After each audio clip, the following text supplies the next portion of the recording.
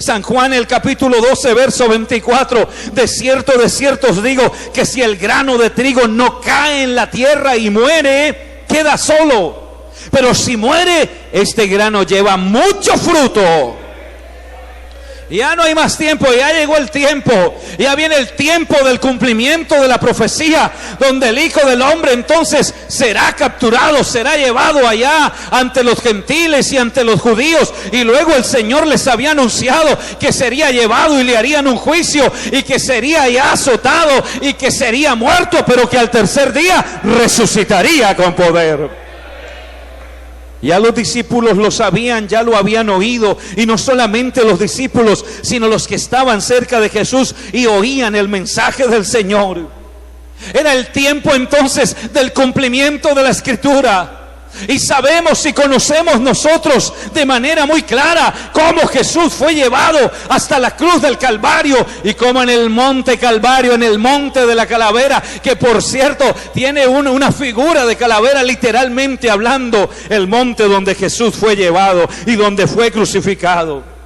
Estando allá en el monte tenía que cumplirse la profecía, y después de haber sido azotado y después de haber sido vituperado y haberse cumplido en él todo lo que la palabra de Dios decía al respecto de él, ahora entonces cuando muere, desde que él muere hay un gran ruido, porque en el mismo momento que él muere, la Biblia me dice que hay un ruido, que el velo del templo se rasgó de arriba abajo, que el sol se paró, no salió más el sol, y que además de eso algunos muertos resucitaron y salieron después de la resurrección y aparecieron en la ciudad. Esto es testimonio y ruido de que el puñado, el grano había caído en la tierra y ahora había ruido en la ciudad. Eso es lo que estábamos oyendo en el texto de Salmos, que cuando ese grano, ese puñado de grano cayera sobre la cumbre de los montes, algo sucedería, algo extraordinario sucedería. Todo lo que sucede con Jesús es extraordinario, toda la manifestación de Jesús es extraordinario. Por eso esta iglesia es extraordinaria. Hay un ruido.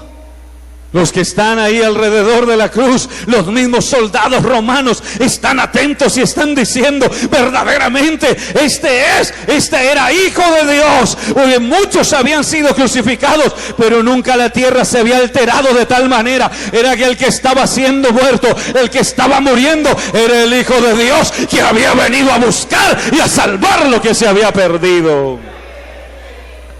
No quedaba más que llevarlo a la tumba. Y eso es lo que Jesús estaba anunciando en el texto que acabamos de leer. Había que llevarlo a la tumba. La Biblia, Jesús está diciendo: si el grano de trigo no cae a la tierra y muere. Oiga eso, Jesús es el grano de trigo. No cae a la tierra y muere. No muere, queda solo.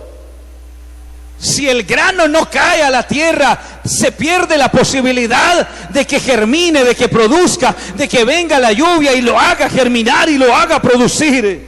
Pero si muere, este grano llevará mucho fruto. Cuando Pedro quiso de alguna manera considerar a Jesús y le dice, cuando lo ve angustiado, cuando lo ve lleno de angustia y de dolor por lo que tenía que enfrentar, le dice: Señor, no lo hagas, no vayas al Calvario.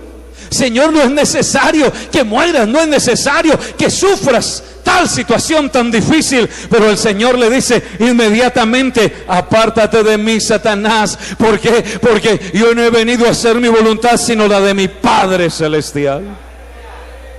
El enemigo de una u otra forma estaba tratando de detener el movimiento de Jesús. El enemigo sabía que si Jesús iba al Calvario, algo grande tenía que pasar. Pero ahora el mismo Jesús está diciendo: apártate de mí, porque Jesús tiene claro cuál era su propósito de venir al mundo.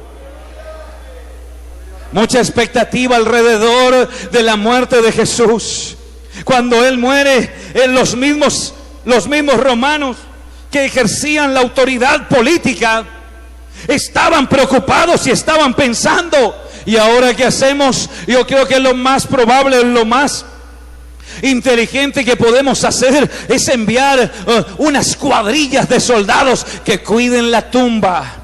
Porque este dijo que al tercer día después de su muerte resucitaría. No vaya a ser que a medianoche algunos de sus discípulos vayan a la tumba y saquen el cuerpo y luego salgan diciendo que este resucitó como lo había prometido. Se aseguraron muy bien y habían 16 soldados alrededor de la tumba.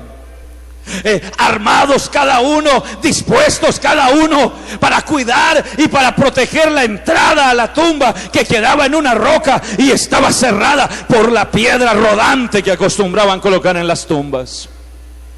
Y alrededor estaban los soldados, de modo que ninguno se atreviera a acercarse, de modo que ninguno pudiera llegar hasta la tumba para sacar tal vez el cuerpo. Pero llama la atención que la palabra de Dios me dice que la verdad brotaría de la tierra y la justicia miraría desde los cielos. No había nada ni nadie que pudiera detener la manifestación de Jesús. Esa verdad, ese grano tendría que brotar de la tierra. Por eso al tercer día, cuando las mujeres vienen a buscar a Jesús, ya no lo encuentran. Encuentran un ángel que está vestido de relámpago y él les pregunta: ¿por qué buscan a Jesús entre los muertos?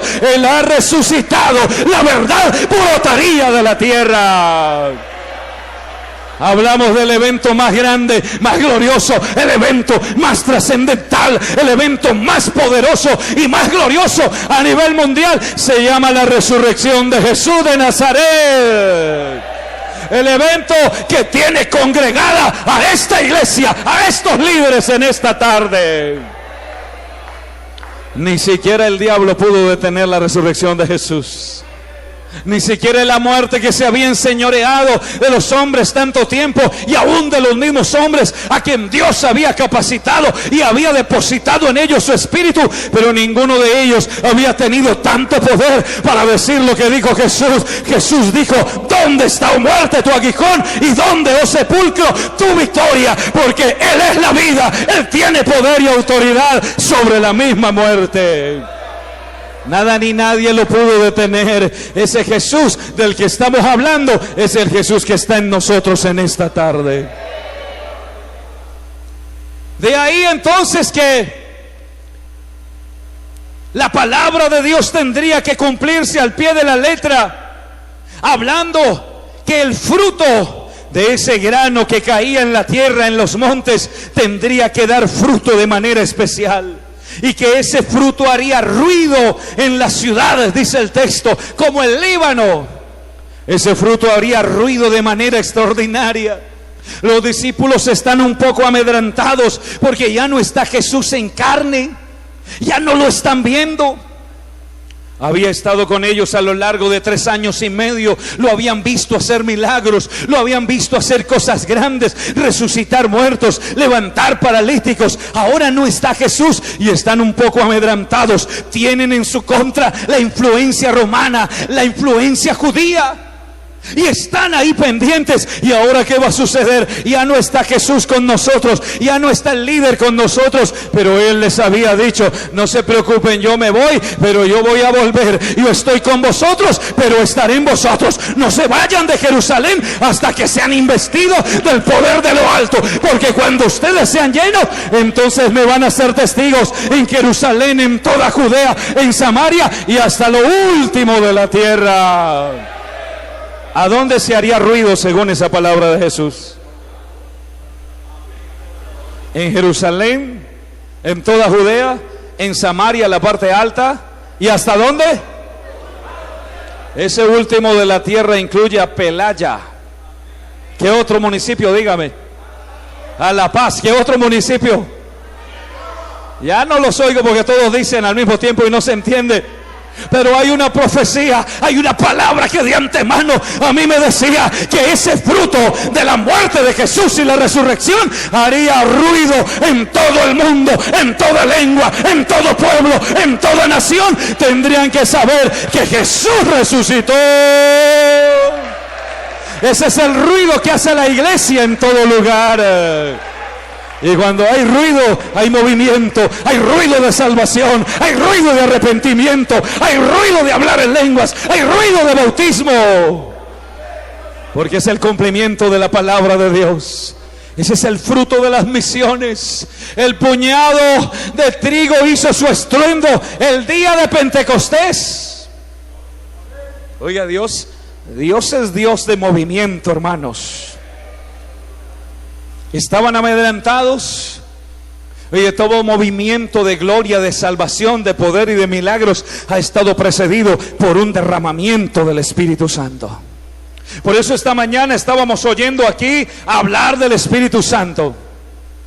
Y en estos días y en estos seminarios ese es uno de los propósitos, hablar del mover del Espíritu Santo, porque es el Espíritu Santo el motor de esta iglesia.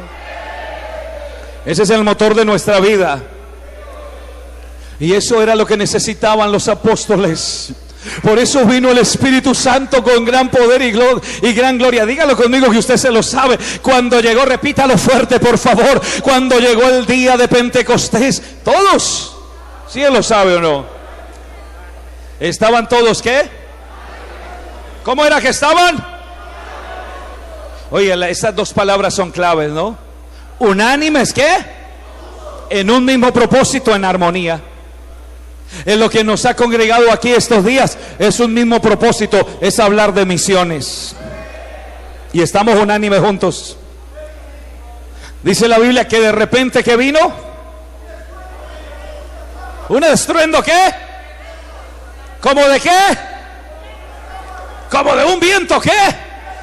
¿Y qué pasó con el viento?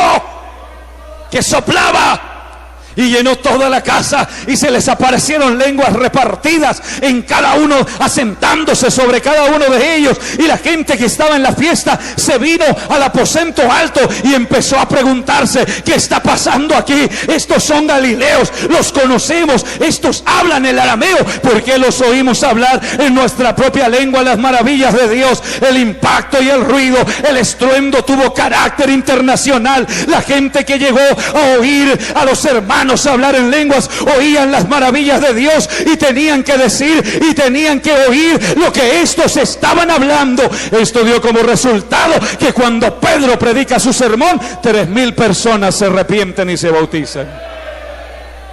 Un gran movimiento, un gran ruido.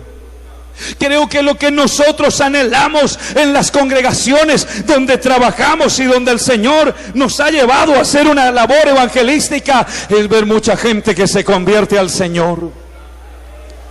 Parece que a veces no es fácil. Hay diferentes circunstancias que rodean el contexto donde trabajamos de una y de otra manera. A veces circunstancias culturales, sociales, políticas, económicas y religiosas y muchas otras más. Y ni hablar de los ataques del maligno que se levanta en contra de la iglesia, que se levanta en contra de los líderes. Yo sé que en el pensamiento de Dios estaba planeado que hoy los líderes de estos distritos estuvieran aquí oyendo la palabra. Tal vez alguien ha venido pensando: el trabajo que yo estoy haciendo no es importante. Tal vez alguien ha venido pensando: yo ya no puedo seguir más, yo ya no tengo, ya yo veo que la gente no se arrepiente, yo ya veo que estamos predicando y las cosas no se nos dan a nuestro favor. Y esta tarde Dios te trajo aquí para decirte que tú eres un instrumento en sus manos, que Él te llamó con el propósito de usarte en favor de los perdidos. Tal vez alguien haya venido sintiendo que no tiene las capacidades. Te tengo buenas noticias. Él es especialista en capacitar al que no tiene capacidades. Amén. ¿Acaso qué tan grandes somos? ¿O qué tanta gloria pudiéramos tener?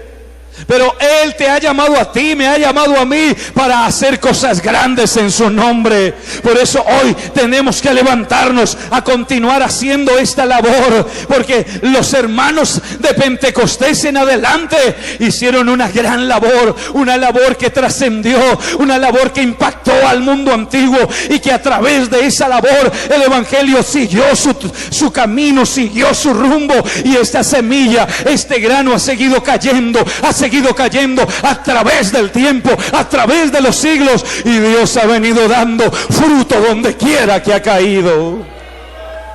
Somos nosotros el fruto y el testimonio de las misiones. Somos el fruto de la entrega y el sacrificio de Jesús. Somos el fruto del arduo trabajo de hombres y mujeres que, motivados por el mismo sentir que hubo también en Cristo Jesús, entregaron su esfuerzo y dedicación para llevar el mensaje de la salvación. ¿Sabe que el enemigo quiso detener el paso agigantado de la iglesia primitiva? Y se les levantó para oprimirlos y decirles: no predican más en este nombre, porque donde quiera que llegaban la iglesia había ruido. Y donde quiera, ya usted y yo lo sabemos, donde quiera que un hombre y una mujer llenos del Espíritu Santo se paran a predicar, algo tiene que pasar. ¿Cuántos lo creen? Dios quiere usar a alguien en esta tarde. Yo creo que Dios quiere llenar a alguien más y más de su gloria esta tarde. Yo creo que Dios en esta hora puede dar un ministerio a alguien. Dios puede hacer algo maravilloso. Dios puede tocar un corazón. Dios puede dar visión. Dios puede dar unción. Dios puede hacer algo más. Aleluya. Cuando yo leo los Hechos, todo evangelista y misionero debe leer mucho el libro de los Hechos. Si usted quiere conocer cómo inició la iglesia, si usted quiere conocer doctrina, si usted quiere conocer los viajes, cómo la iglesia se estableció a lo largo de Asia y cómo trascendió a otros continentes, hay que leer el libro de los Hechos. Eso nos inspira y nos motiva a hacer la labor. Y cuando leemos los primeros capítulos, encontramos a unos discípulos dispuestos a predicar a Jesús a costa de su propia vida. No en vano Jesús les había dicho: ustedes van a predicar, pero los van a matar cuando vayan a predicar. Los van a llevar presos a las cárceles, los van a llevar ante los concilios, los van a golpear. ¿Sabe que el llamamiento de los apóstoles es diferente al nuestro? El llamamiento de los apóstoles incluía una realidad muy cruda para ellos humanamente, y era que el resultado de predicar a Cristo con el alma y no renunciar a su misión era la propia muerte. ¿Cómo nos hablaron del evangelio? ¿Sabe que en este tiempo el mensaje lo hemos cambiado un poco nosotros mismos? Yo he escuchado gente evangelizando a los amigos, y ¿sabe cómo le dicen algunos amigos? Hey, querido amigo, te invitamos a que aceptes a Jesús. Si aceptas a Jesús, Jesús te va a dar casa, Jesús te va a dar carro. Si estás soltero, te va a dar una buena mujer. Si estás soltera, te va a dar un buen hombre, bien elegante, y te da casa, carro y beca. Y planteamos el evangelio diferente, porque la gente no debe arrepentirse y no debe recibir un mensaje pensando en los beneficios materiales. A Cristo hay que predicarlo crucificado y resucitado. Esa es la diferencia de esta iglesia. Nosotros no somos, los ministros que están aquí conmigo, sabemos que no somos predicadores de prosperidad. Nuestro mensaje no está basado en prosperidad. Nosotros no predicamos prosperidad, ni tenemos el mensaje de la siembra como lo hacen muchas mega iglesias hoy en día. Nosotros predicamos como predicó Pablo. Pablo se propuso predicar a Cristo y a este crucificado. Y cuando predicamos a Cristo crucificado, ahí hay perdón, ahí hay salvación, ahí hay redención, ahí hay liberación. Y el que viene a la iglesia y lo recibe a Él, Dios lo prospera materialmente también. A los discípulos Jesús les anunció su propia muerte. Y no importó que aún teniendo la muerte anunciada para ellos, no importó. Jesús les anunció y ellos no renunciaron. Cuando los tomaron presos, Pedro y Juan son tomados presos y los llevan a la cárcel después de hacer el milagro allá en el templo, y los llevan a la cárcel y los amedrantan y les dicen: no hagan más ruido. ¿Sabe una cosa? Cuando el enemigo ve la iglesia, ve un hombre, ve una mujer predicando la palabra y haciendo ruido de Jesús, haciendo ruido, dando fruto, sembrando la semilla, echando el grano en la tierra, en los corazones, el enemigo siempre se levanta. Pero no importa que se levante, porque con nosotros está el Cristo poderoso, el que da poder, el que abre las puertas, el que toca los corazones, el que hace maravillas. Dale ese aplauso a Él si lo crees. Aleluya. Yo tengo un Cristo que hace maravillas. No prediquen más en ese nombre. No prediquen más en ese nombre. Muchas veces esa era la frase. Les prohibimos que anuncien ese nombre. Ustedes se están revolcando y están haciendo ruido en Jerusalén. Ustedes están engañando a la gente, era la idea de los gobernantes. Ustedes están trastornando el pensamiento de la gente. Ustedes nos están armando aquí como una división en este lugar, y se callan o van a la cárcel. Pero aún en la cárcel el Señor mandaba a su ángel y abría las puertas, rompía las cadenas, los sacaba a la calle, porque el poderoso mensaje del evangelio no lo detenía nada ni nadie. Este fruto seguiría haciendo ruido y ruido y ruido y ruido en todo lugar donde se predicaba la palabra. En una ocasión los tienen en el concilio y está por ahí Gamaliel, un doctor de la ley, que conocía muy bien el movimiento, o que hacía una diferencia entre los movimientos del Espíritu y los movimientos humanos. Y hace salir a los discípulos del lugar, y hablando con ellos les dice: mire, señores, yo les voy a decir algo, tengan en cuenta y consideren algo aquí antes de hacer un juicio a estos hombres. Porque hace un tiempo se levantó un hombre llamado Teudas, y este llevó como 400 detrás de él. Tenía un mensaje, tenía algún liderazgo, pero cuando se murió Teudas, se le acabó la iglesia. En los tiempos del censo se levantó uno llamado Judas el Galileo, y este llevó también mucha gente detrás de él con su doctrina y su mensaje, pero se murió Judas el Galileo y la gente se dispersó. Entonces tengan cuidado, porque si esta obra de estos creyentes, de estos cristianos, esto es de Dios, no lo detiene nadie. No vayan a ser ustedes hallados luchando contra Dios. Pero yo diría que a Gamaliel le faltó decir algo más, porque Judas se murió y no resucitó, Teudas se murió y no resucitó, y por eso sus seguidores quedaron sin saber dónde ir. Pero el Dios de esta iglesia, el líder de esta iglesia, Jesús de Nazaret, se murió y al tercer día se levantó con poder y gloria y vive en medio de la iglesia. Por eso este movimiento no lo detiene nadie. Por eso este movimiento ha seguido dando fruto, ha seguido haciendo ruido en las ciudades, en el campo y en todo lugar. Porque es el movimiento del Espíritu de Dios. Hoy tenemos que decir que somos nosotros el puñado de trigo en la mano de Dios. Aleluya. Y yo quiero que te sientas así esta tarde. El puñado de trigo en la mano de Dios. ¿Sabes para qué?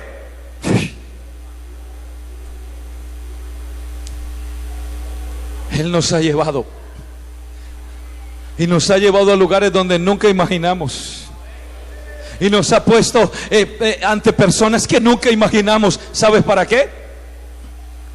Para que sigamos trabajando, para que sigamos haciendo ruido, para que no nos callemos.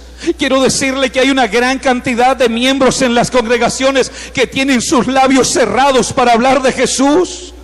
Hicimos una encuesta en el distrito y nos arrojó que del 100% de los miembros de la congregación, máximo el 15% abre la boca para predicar a Jesucristo. Que estén realmente comprometidos y convencidos de hacer la labor evangelística y misionera. Gente que nunca ha tocado una puerta, gente que nunca ha salido, gente que nunca ha traído a nadie al culto, gente que no ha regalado una Biblia, que no ha llevado una serenata. Pero qué bueno, y es tiempo de que nos levantemos a hacer ruido, que nos levantemos a predicar, que nos levantemos a evangelizar, que nos levantemos a promover esta palabra poderosa de Dios. Cuando hacemos ruido, algo sucede. Este fruto haría ruido en el campo, en la ciudad y por todo el mundo, y predicad el evangelio a toda criatura. Ese es el mensaje global, transcultural de Jesús en la gran comisión: por todo el mundo y a toda criatura. El ruido, el fruto de las misiones tendría que verse en todo el mundo y en toda criatura. ¿No le parece glorioso el propósito de Jesús? ¿No le parece glorioso el propósito y la visión de Jesús?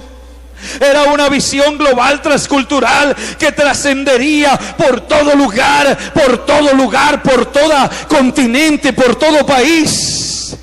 Somos nosotros el puñado de trigo en las manos de Dios. Pero ¿quién dijo que sería fácil? Jesús habló de la aflicción que vivirían y se refirió a los discípulos.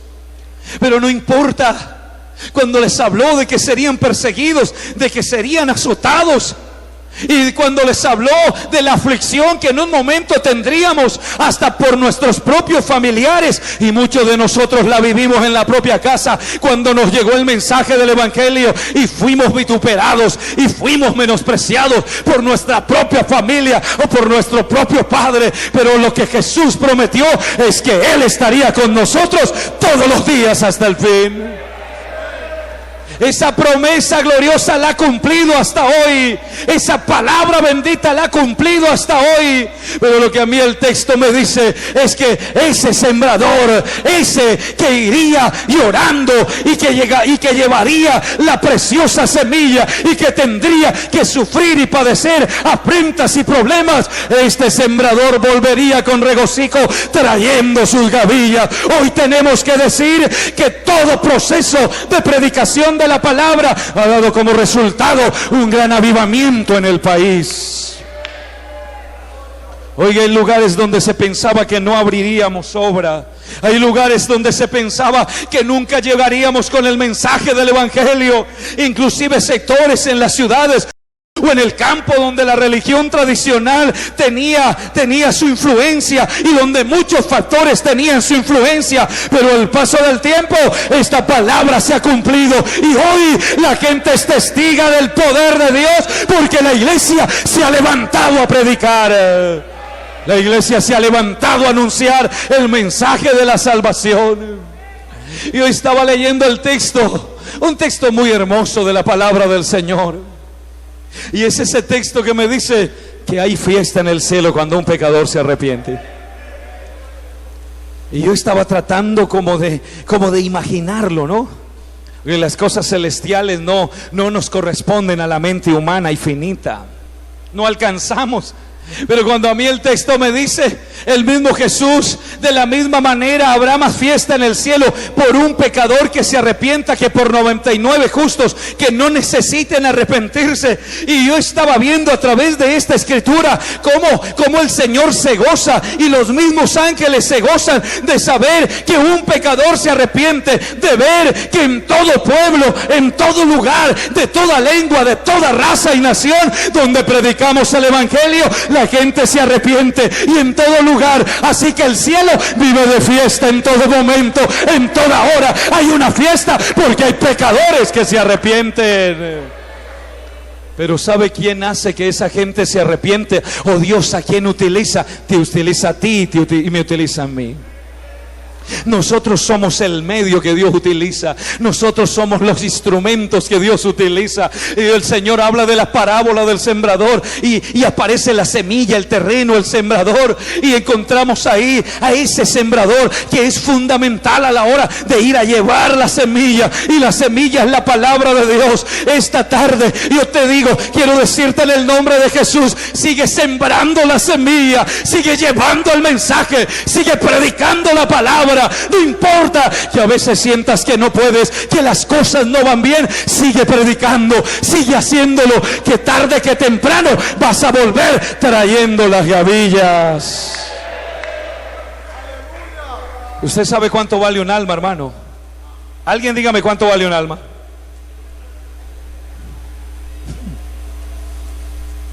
El valor de un alma está bueno para un sermón. El valor de un alma. ¿Cuánto vale un alma? ¿Cuánto valió un alma mejor? ¿Cuánto valió un alma? ¿Cuánto valió un alma? ¿Cuánto valió un alma? La sangre de Cristo. Ese es el valor de un alma.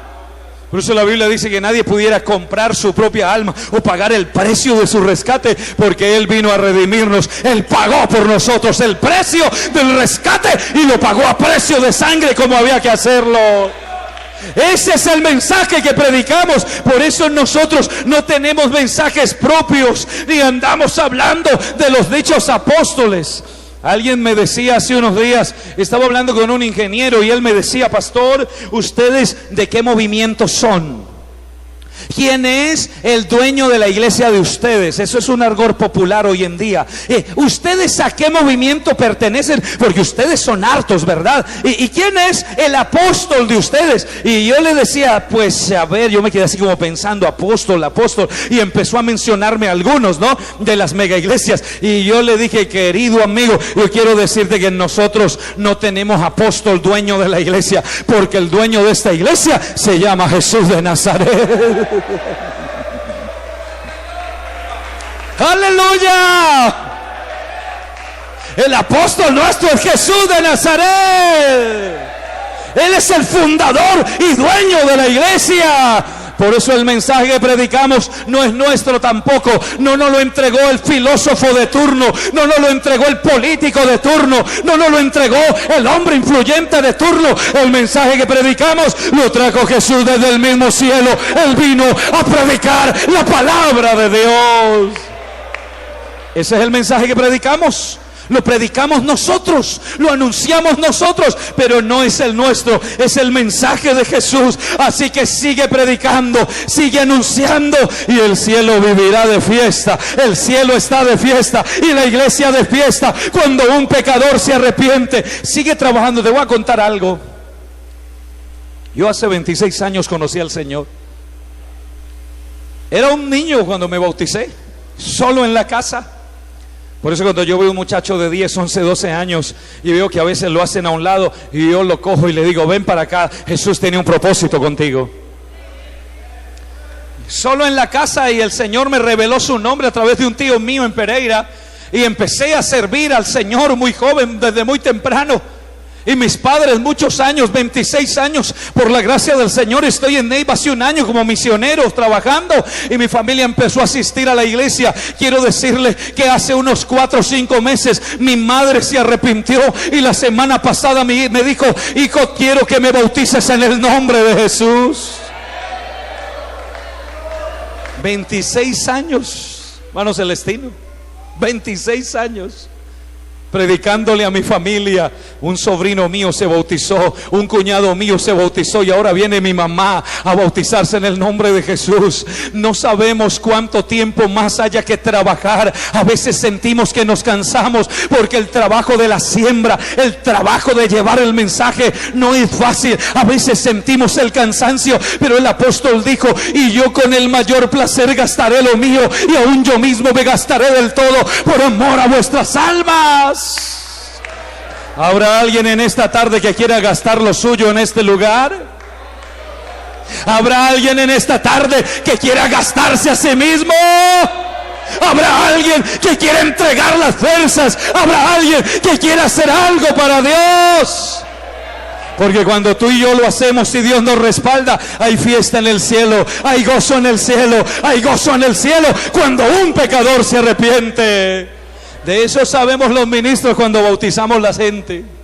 Cuando nos paramos, alguien me preguntaba: pastor, ¿qué siente cuando bautizan la gente? Y yo le decía: no te puedo explicar. Eso es como la gente que nos pregunta: ¿ustedes por qué cantan y adoran con tanta efusividad? No te lo podemos explicar, pero los que lo hemos sentido ya sabemos que adoramos, cantamos y gritamos con el alma, porque sentimos la gloria de Dios, el Espíritu de Dios moviéndose en nuestros corazones. Ese es el fruto de las misiones. Y yo quiero hablarle de nuestro país ahora, finalizando, porque el Señor echó un puñado de trigo en Colombia hace 78 años. Aleluya. Acabamos mayo 12, cumplimos 78 años. ¿Desde dónde lo lanzó? ¿Desde dónde trajo el puñado de trigo? Oiga, desde lejos. Del otro lugar de allá, desde arriba, la parte alta de América. Y desde allá puso el sentir en su corazón y puso el sentir en los misioneros, y el Señor lo lanzó a Colombia en medio de algunas dificultades, en medio de la incapacidad de este hombre llamado Axel Werner Larsen, de su poco tiempo de conversión y su poco tiempo de experiencia ministerial, que no superaba ni siquiera los 5 años, pero había un sentir en su corazón y era el de venir a Colombia. Él dijo: si hay posibilidad, yo voy a Colombia, yo voy a predicar a Colombia, yo voy a sembrar a Colombia, yo voy a anunciar a Colombia. Oh, gloria a Dios. Yo creo que todavía se necesitan hombres y mujeres que se levanten a decirle a Él: Señor, yo también voy a ir a hacer ruido, yo también voy a ir a predicar, yo también voy a llevar el mensaje, yo también voy a llevar el poderoso mensaje del Evangelio.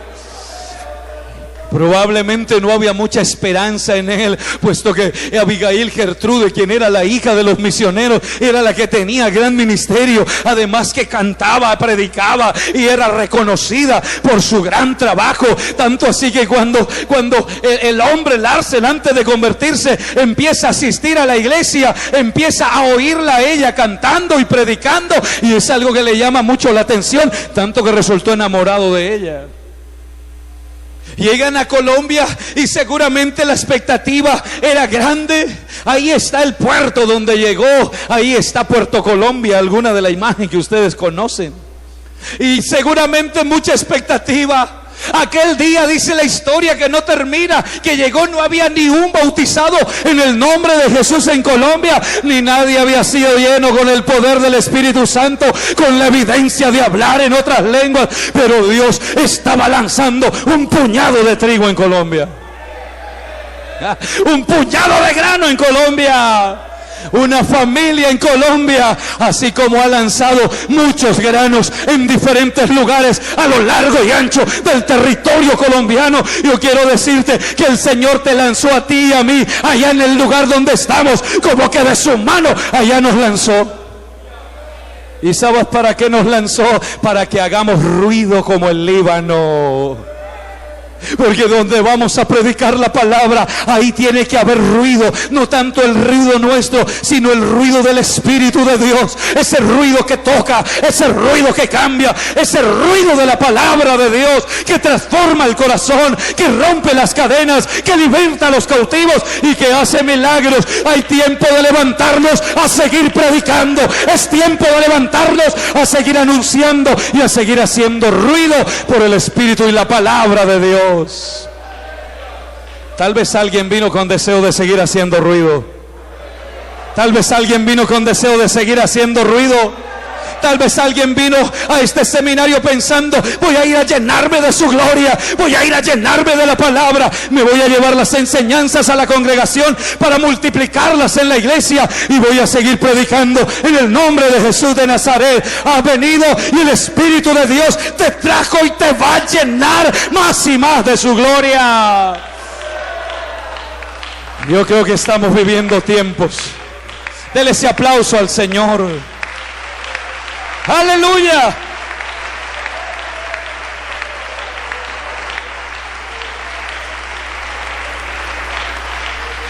Estamos viviendo tiempos donde la iglesia debe continuar su labor con más ahínco, con más ánimo, con más fuerza. Hombres como Werner Larsen nos inspiran de manera especial. Yo oigo hablar al hermano Celestino, al hermano Dilberto, cuando tengo la oportunidad de estar cerca de ellos, y los oigo hablar y me gusta tanto escucharles hablar de ese tiempo cuando el hermano Larsen, cuando inició la obra, y cómo ellos conocieron de cerca y cómo estuvieron ahí cerca del movimiento, y cómo la iglesia iba avanzando, y cómo la iglesia donde iba llegando, y cómo Dios iba ubicando los misioneros en el lugar específico donde debían estar, en la costa, en el centro, en el valle, en Antioquia, donde debían estar en los polos de desarrollo, y de ahí el Señor iba potenciando, y de ahí iba saliendo más semilla y más grano y más creyentes, y donde iban llenando a Colombia del mensaje del Evangelio.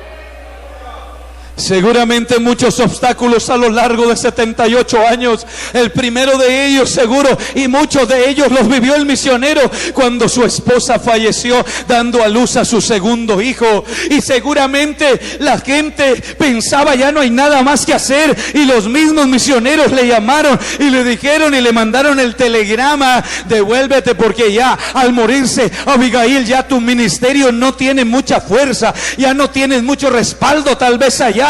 Pero el hombre hizo algo totalmente diferente. El hombre de Dios que había sido llamado a Colombia para cosas grandes, él tiene que dar un mensaje y enviar un telegrama con una frase que es trascendental, y tiene que decir, y habla de un soldado que es su propia esposa, y tiene que decir: ha caído un soldado y es mi esposa, pero yo no me vuelvo allá, manden refuerzos, porque yo sigo predicando en Colombia, sigo anunciando el mensaje, sigo regando la semilla, sigo regando la palabra. Nada ni nadie me va a detener este poderoso mensaje. Alaba al Señor en esta hora. Aleluya. Oh, gloria a Dios. Qué Larsen, qué hombre de Dios, qué altura, qué nivel. Yo creo que se necesitan más Larsen. Yo creo que se necesitan más Abigail, Gertrude. Yo creo que esta tarde el Señor está buscando un Larsen en este siglo XXI. Un Abigail que se levante a predicar, un Larsen que se levante a predicar, un Larsen que se levante a llevar el mensaje del Evangelio. Creo que en este tiempo todavía se necesitan hombres y mujeres dispuestos a darlo todo por amor a Jesús. Este movimiento no se ha detenido, nadie lo ha detenido. 4,000 congregaciones, 26 misioneros nacionales, 39 misioneros extranjeros, y nada ni nadie ha detenido este movimiento. Hoy el mundo y Colombia tiene que saber y tiene que decir en la estadística que somos la iglesia evangélica más grande de Colombia, una iglesia llena del poder del Espíritu Santo, una iglesia llena de la gloria de Dios, una iglesia donde se mueve el Espíritu de Dios. ¿Alguien quiere seguir haciendo ruido? Hasta Cajatamba Casay que era la bahaya. Por lo que se en pie, tenga la bondad. ¿Qué tal si hacemos algo? Permítame, no se arrodille. Y yo voy a invitar a los que vengan aquí de pie. Vengan. Yo quiero invitar un misionero y un evangelista que se venga aquí de pie. Corramos esas sillas. Aleluya. O sacamba la macazapa calle que está. Porque de aquí te vas a ir a hacer ruido. De aquí te vas a ir a hacer un estruendo grande en ese corregimiento. Yo quiero que mires por la fe ese corregimiento de donde has venido, esa ciudad. Ayúdeme a correr esas sillas unos hermanos, porque ya va a ver lo que el Espíritu Santo va a hacer aquí esta tarde. Alguien vino con necesidad, alguien vino atribulado, alguien vino diciendo: voy a ir a ese seminario y yo no vuelvo más, voy a renunciar, voy a entregarle a mi pastor el cargo. Pero te has sorprendido, porque el Espíritu Santo va a hacer ruido en tu vida en esta tarde, y vas a impactar y vas a llegar a esa región a hacer ruido. Que santa picara vaya seca.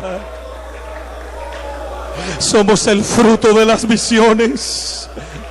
La Biblia dice que somos el fruto, verá el fruto de su aflicción y quedará satisfecho. Esta tarde los ojos del Señor están aquí en este templo, en este lugar, y está viendo el fruto de la aflicción, y ese fruto de su aflicción somos nosotros, y su palabra dice que Él quedaría satisfecho. Mira el fruto de su aflicción y se gozará su alma. Tú eres el fruto de la aflicción, tú eres el puñado de trigo, de grano que Él ha lanzado allá en esa comunidad.